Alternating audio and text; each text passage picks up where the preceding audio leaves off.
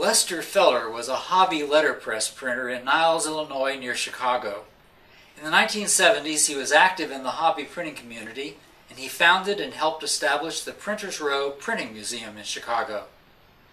I'm Richard Matthews from the University of Tampa Press and the Tampa Book Art Studio, and I had a chance to sit down with Les Feller in Naples, Florida this fall to talk with him about how he came to discover a very rare lost typeface by the great American type designer Frederic Goudy.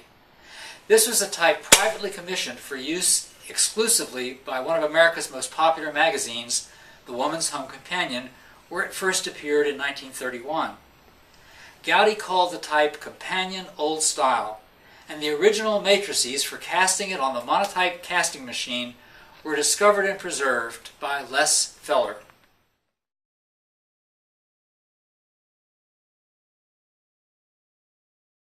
We'd like to start out by talking a little bit about the story of Companion. How did you stumble upon it, and do you remember what year it was when you first went into... You know, you asked that question, and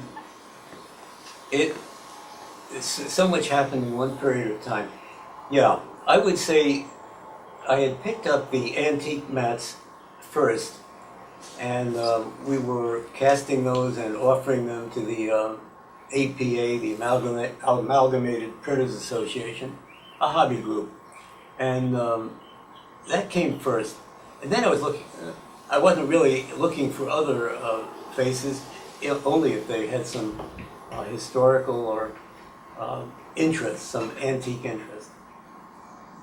When I went down to the Monsen group, they were closed, completely closed. Chicago had many typography houses, and some that did different parts for different purposes. I hadn't realized what Monsen had done. I wasn't even sure I wanted to go there. But they said they had all kinds of things. They had mats, they had type, and it might be of interest. So I went down. They did copy for typography for the magazine. Okay. So it's really no wonder that as I walked through, I looked at several of the shelves that had markings on them. And in this case, I don't know what it was that made me open up the shelf that was Companion Old Style. I think it said Old Style. When I see Old Style, I didn't know the Monotype coding system, the numbers, that well. I knew enough about the ones that I wasn't interested in and the common ones. Right. But when I saw Old Style, I opened this up, and I took one of the largest size of the Companion Old Style that was there and looked at it. Mm-hmm. I had it previously. I knew about Goudy Old Style and some of the Goudy faces, but I couldn't make the connection there. Sure, yeah. I couldn't do it. But anyhow, when I looked and I saw the upturned E and the squashed O, that was it, mats. But so when I looked at these, it was interesting, and I figured this would be a nice set to pick up, which I did. I didn't know what to do with it. I put this out to some friends of mine, and Hopkins, our friend Rich Hopkins, did some research on it, and he found out that it was a Goudy face, never used, never taken into the nomenclature of the Monotype. It was a private Goudy face. You know, it's funny. We all have people in this country that we look after as leaders and expert people, but no one has ever given him, outside of the printers and the printers and people who are into the trade, have given him his real due for what he's done.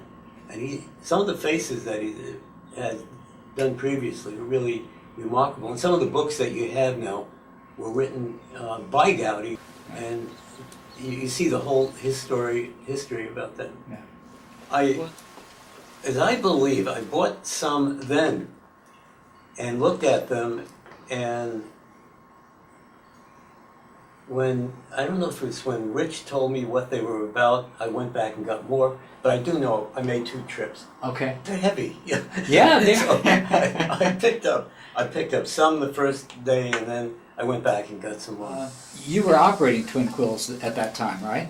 And Right. were you in the museum already, or? I was in the museum. Okay, yeah. So you were in the Printers Row Museum, and did you ever make a big exhibit of them or anything? Feature them there, or?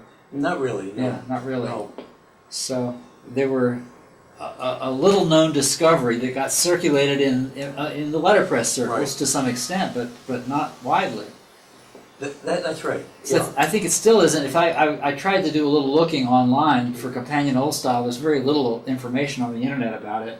You see almost no samples of it anywhere. So it's just not widely. It's a face that people just don't know.